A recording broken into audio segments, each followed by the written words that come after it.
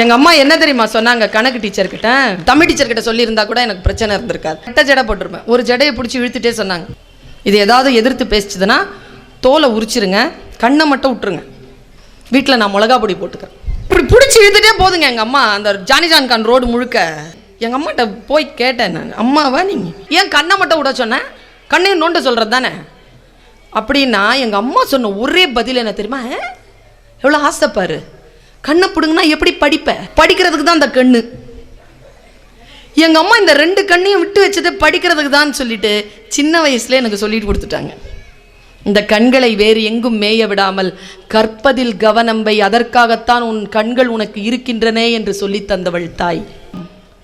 நம்மை வசை சொல்லுகின்றவர்களுக்கு எதிராக ஒரு வசைச்சொல் சொன்னாலே போதும், நம்முடைய கோபம் அடங்கிரும்.